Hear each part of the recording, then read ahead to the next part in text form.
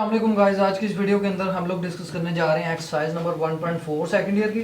और उसमें question number 1 है, लेफ्ट हैंड लिमिट और राइट हैंड लिमिट से रिलेटेड है। ठीक है, चलें ऐसा करते हैं, पहले लेफ्ट हैंड लिमिट और राइट हैंड लिमिट को समझ लेते हैं।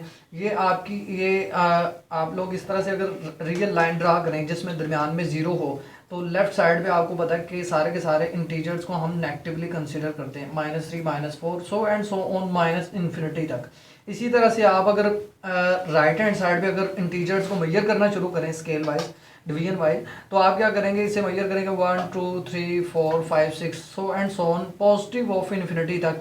देखें, अगर कोई भी नंबर लेफ्ट साइड से अप्रोच कर रहा हो, कोई भी नंबर लिमिट में अगर लेफ्ट साइड से अप्रोच कर रहा हो, तो उस पॉइंट पे हम जो लिमिट फाइंड करेंगे उसे हम कहेंगे लेफ्ट हैंड लिमिट। अगर कोई भी नंबर राइट हैंड साइड से अगर अप्रोच कर रहा है किसी पर्टिकुलर इंटरवल को, यानी दो नंबर्स के दरमियान में किसी नंबर्स को अगर वो राइट साइड से अगर अप्रोच कर रहा है, तो उसे हम कहेंगे कि ये हमारी राइट हैंड लिमिट है। तो आइए इससे रिलेटेड क्वेश्चंस जो एक्सरसाइज नंबर 1.4 के स्टार्ट में दिए गए उसे सॉल्व कर लेते हैं। पार्ट नंबर 1 क्या है? पार्ट नंबर 1 है F of X is equal to 2x² plus x minus 5। अब देखिए गाइज, आप लोगों ने क्या करना है, इस पे आप लोगों को कहा गया कि साथ में c की वैल्यू जो है वो 1 है। ठीक है, c की वैल्यू 1 से मुराद क्या है, यानी आपका जो लिमिट में जो वेरिएबल होगा वो बेसिकली 1 को अप्रोच कर रहा होगा। और ये जो आपका c है, c आपको क्वेश्चन में बताया गया कि x इक्वल टू c के इक्वल है। ठीक है, x और c यानी दोनों सेम है, इट मीन्स कि ये 1 है। तो अब हम लोग ऐसा करते हैं, लेफ्ट हैंड लिमिट को पहले फाइंड कर लेते हैं। लेफ्ट हैंड लिमिट के लिए, लेफ्ट हैंड लिमिट उसके लिए मैं कहूँगा लिमिट x अप्रोचेज टू 1 के ऊपर नेगेटिव साइन, और f of x is equal to limit x approaches to 1 के ऊपर negative sign, and f of x की जगह पे मैं क्या लिखूँगा, ये सारे का सारा फंक्शन यानी 2x² प्लस x माइनस 5। उसके बाद क्या करना है, हम लोगों ने लेफ्ट हैंड लिमिट में जब वेरिएबल को अप्लाई करना है, बेसिकली वेरिएबल की जगह पे वैल्यू को जब पुट करना है, तो आपने इधर 1 ही लिखना है, 1 के ऊपर नेगेटिव साइन लिखने की जरूरत नहीं है। ये नेगेटिव साइन क्यों लिख रहे हैं? क्योंकि नंबर, हमारा जो नंबर है, पर्टिकुलर नंबर, वो लेफ्ट साइड से अप्रोच कर रहा होगा। इस केस में लेफ्ट साइड से अप्रोच कर रहा होगा, इसलिए हम 1 के ऊपर नेगेटिव साइन लिख रहे हैं।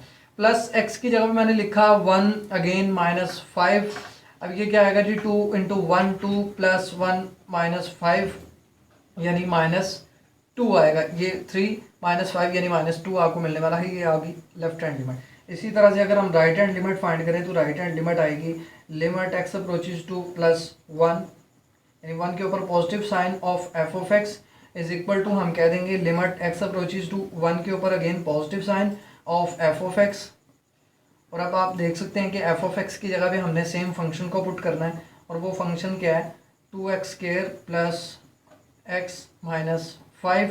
ये नीचे लिमिट के नीचे जो वेरिएबल है वो है x, जो कि अप्रोच कर रहा है 1 पॉजिटिव को। ठीक है, अब इधर अगर मैं सेम तरीके से अगर लिमिट अप्लाई करूं, तो ये भी आपको अगेन वही वैल्यू मिलने वाली है, 1² प्लस 1 माइनस 5। बेसिकली जब आपने लिमिट अप्लाई करनी होती है राइट हैंड लिमिट, तो आपने 1 के साथ पॉजिटिव साइन नहीं लिखना होता। लेफ्ट हैंड लिमिट में भी आपने याद रखना है कि आपको नेगेटिव साइन इधर लिखने की ज़रूरत नहीं होती है। तो इसको जब ऐड किया तो ये अगेन आपको मिलेगा -2। इट मीन्स कि आपकी लेफ्ट हैंड लिमिट और राइट हैंड लिमिट इक्वल है। अब क्वेश्चन नंबर 2 के लिए एक इम्पॉर्टेंट टॉपिक है, और वो है कॉन्टीन्यूटी से रिलेटेड। तो चलिए कॉन्टीन्यूटी को डिस्कस कर लेते हैं। कॉन्टीन्यूटी क्या होती है? कोई भी कर्व, कोई भी फंक्शन कंटिन्यूस कब होगा? याद रखना आप लोगों ने कि किसी भी फंक्शन को हम किसी पॉइंट पे कंटिन्यूस तब कहेंगे अगर वो 2 से 3 कंडीशंस को अगर सेटिस्फाई करता होगा। ठीक है, तो मैं कहूँगा the function is said to be continuous. एक फंक्शन को हम कंटिन्यूस कहेंगे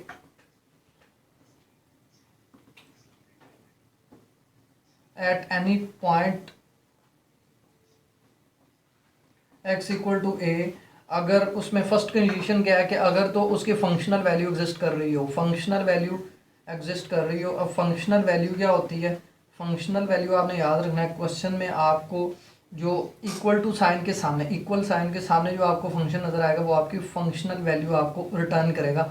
उसमें पर्टिकुलर नंबर ये वाला जब आप पुट करेंगे तो आपको फंक्शनल वैल्यू रिटर्न होगी। इस तरह से बेसिकली आप इसे लिखेंगे f ऑफ x की फॉर्म में, और f ऑफ x आपका कुछ भी होगा इधर, और उसमें आप क्या कहेंगे, ये पर्टिकुलर नंबर जब पुट करेंगे तो आपको फंक्शनल वैल्यू मिलेगी, और फंक्शनल वैल्यू इधर एग्जिस्ट करनी चाहिए। एग्जिस्ट करने से क्या मुराद है, उसकी वैल्यू आपको, उसका आंसर आपको इन्फिनिटी नहीं मिलना चाहिए।